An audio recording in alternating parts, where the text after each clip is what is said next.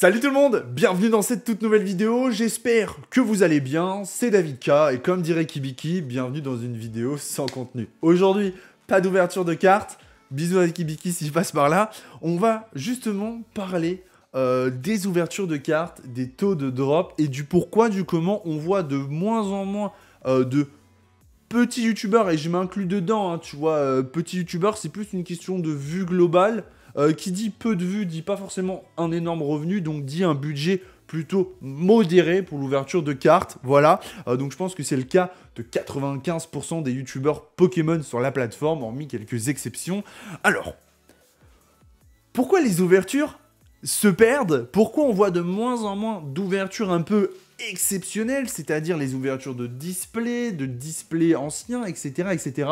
Et ça a majoritairement laissé place à ce qu'on appelle le box break, c'est-à-dire généralement ce sont des boutiques qui vous vendent des boosters qui appartiennent à un display et qui ouvrent le display en live. C'est-à-dire qu'en gros, t'achètes un booster et t'as ton youtubeur favori qui ouvre ton booster et qui te l'envoie à la fin. Ça permet de faire un streaming d'ouverture. Alors, avant de répondre à cette question, je compte bien sûr sur vous pour lâcher votre plus beau pouce bleu, me dire quel est votre display préféré que vous avez ouvert ces derniers temps. J'en profite pour vous montrer deux displays qui m'appartiennent, qui sont à ma collection et que je ne compte pas ouvrir. Et justement, je vais vous dire pourquoi je ne vais pas les ouvrir, parce que finalement, c'est ça qui est assez intéressant.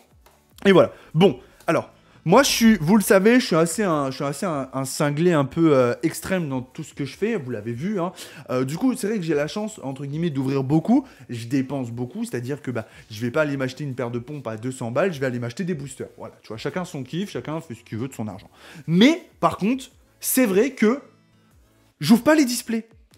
Et vous allez me dire, David, pourquoi tu n'ouvres pas des displays? Alors, autant j'ouvre des boosters sous blister, mais j'ouvre pas mes displays, parce que un display, ça coûte très cher. Alors, on veut tous ouvrir et trouver les meilleures cartes. Ça, on est tous d'accord.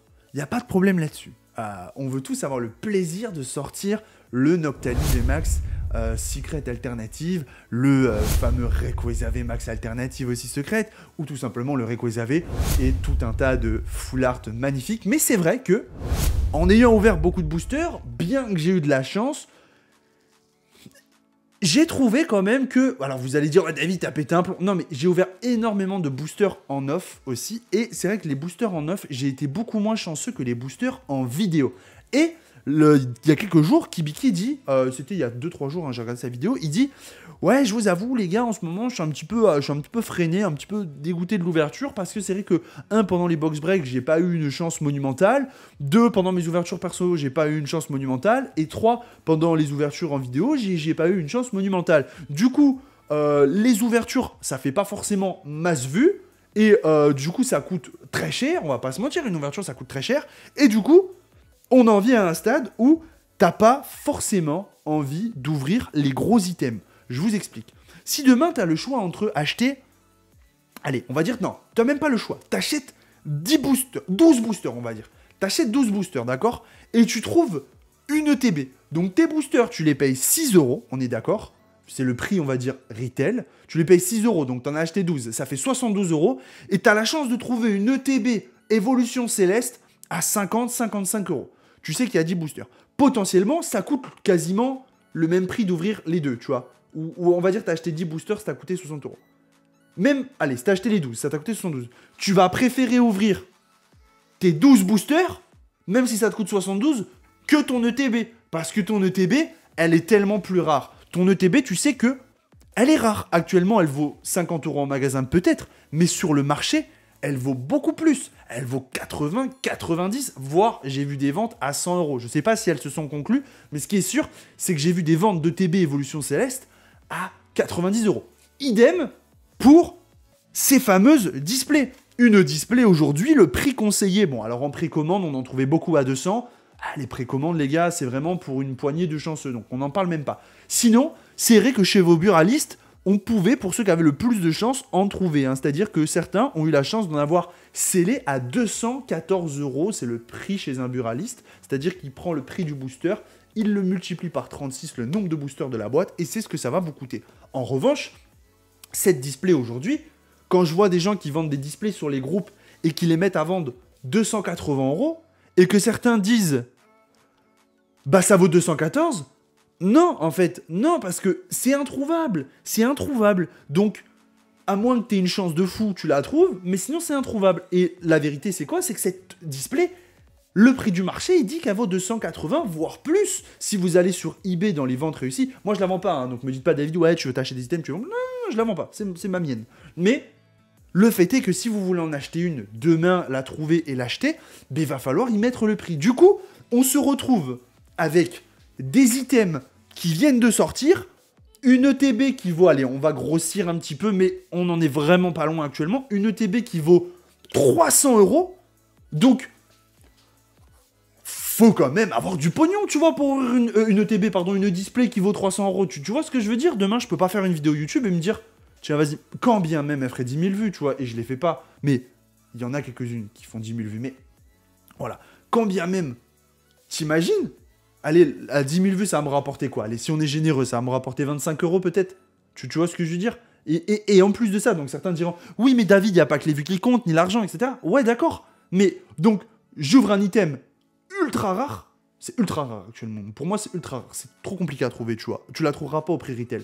Donc, j'ouvre un item qui est rare, et en plus de ça, comme l'a dit Kibiki, j'ai quasi aucune chance de sortir une carte qui va vraiment être exceptionnelle. J'ai vu des displays, j'ai vu des photos de displays, les gars, à se casser la tête. Des mecs, ils ouvraient, ils avaient 3-4 V, 2 V max, pas une FA, leur secret, ils prenaient la secret la plus claquée du display. Et là, attention. Alors, pour rappel, dans les statistiques, vous avez une secrète garantie dans un display. Ça, c'est l'avantage. En revanche, si vous ouvrez par exemple 36 boosters sous blister, vous n'avez aucune garantie de secrète. Ça peut être 0, tout comme ça peut être 3. Donc, c'est un petit peu la roulette russe. À vous de voir où vous trouvez votre intérêt. Mais, ce qui est sûr, c'est que trouver un booster sous blister, ce sera toujours plus simple que de trouver une display scellée. Du coup, on en vient un petit peu à ce cercle vicieux. On est sur un item qui logiquement vaut 200 €. Prix magasin, prix logiquement public. Avec l'offre et la demande, l'item explose. Il est à la fois très rare et compliqué à trouver. C'est-à-dire que si vous le voulez, vous pouvez, mais vous allez devoir mettre un prix supérieur à ce que logiquement ça coûte. Donc vous êtes là, vous dépensez 300 €. Vous recevez votre magnifique display. Vous avez envie de regarder les vidéos de vos youtubeurs préférés. En faisant le constat, vous n'en trouvez pas tellement. Parce que c'est vrai que les displays, on n'en ouvre finalement pas tellement. Et là, vous avez votre display. Et vous vous dites, bon, j'ai des boosters par-ci, par-là. Est-ce que je préfère acheter des boosters et les ouvrir? Ou est-ce que je préfère ouvrir ma display qui coûte cher, qui est difficilement trouvable et qui potentiellement aura vraiment pas grand-chose? Et ça, c'est le cas depuis Reine de Glace. Personnellement, Reine de Glace, c'est une édition, je ne l'ai pas saignée, honnêtement. Quand je dis je ne l'ai pas saignée, tout est relatif, hein, les amis, vous savez, j'emploie ces termes-là parce que certains youtubeurs sur la plateforme, des fois, ouvrent 500, 800, 600, 700, voire plus de boosters d'une édition. L'édition que j'ai le plus ouvert, c'est la Voix du Maître. La Voix du Maître, je devais être sans mentir, aller entre 300 et 400 boosters, ce qui est vraiment énorme.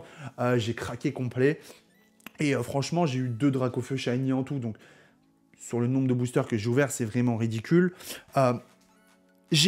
Alors, depuis épée et bouclier. Alors, épée et bouclier, j'ai fait un peu l'impasse. Épée et bouclier, c'était style de combat. J'ai fait un peu l'impasse parce que, sincèrement, il y avait que le Tyrannosif qui m'intéressait. Reine de Glace, il y a des très belles illustrations. Ça m'a fait vraiment revenir un petit peu dans le récent parce que les illustrations alternatives étaient magnifiques. Mais malheureusement, j'ai ouvert à peu près, on va dire, allez, 80 boosters. C'est pas énorme, c'est quand même l'équivalent de plus de 2 displays et demi. Et sincèrement, j'ai dû trouver une secrète et c'est tout. Et encore, c'était une secrète claquée au sol. Pas d'illustration alternative, vraiment, pas de FA, rien. Franchement, la tristesse. Tu vois, la tristesse. Donc, déjà, ça m'a calmé. Évolution Céleste est arrivée. C'est vrai que c'est une très très belle édition avec de très très belles illustrations.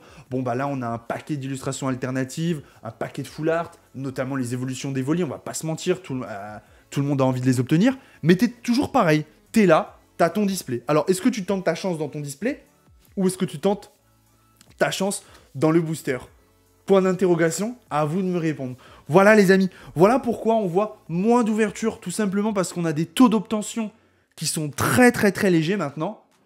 on a une rareté du produit qui est compliquée, et quand tu arrives à te procurer le produit, souvent à un prix supérieur que ce qu'il vaut logiquement, entre guillemets, que ce qu'il vaut logiquement, parce que son prix du marché, c'est le prix, mais tu sais que logiquement, voilà, avant, on n'avait pas de problème à les trouver à tel prix, même si c'est pas cohérent de dire ça, mais tu m'as compris, ben, ça fait que des fois, bah, tu te retrouves avec un item qui vient de sortir, et qui finalement est déjà exceptionnel, donc tu n'as pas forcément envie de craquer cet objet exceptionnel, à la fois de par sa rareté, son prix, et bien sûr, le fait qu'à l'intérieur, peut-être, il ne contiendra pas de cartes assez rares, et que tu risques probablement d'être déçu, donc c'est compliqué. Il y a le plaisir d'ouvrir le booster, mais le plaisir d'ouvrir le booster, finalement, eh bien, personnellement, je préfère m'acheter 36 boosters sous blister et les ouvrir, plutôt que d'ouvrir une display. Voilà les amis, j'espère que ça a un petit peu répondu à la question du pourquoi, du comment on voit moins d'ouverture comme ça, de cette manière-là, un petit peu sauvage de display, etc.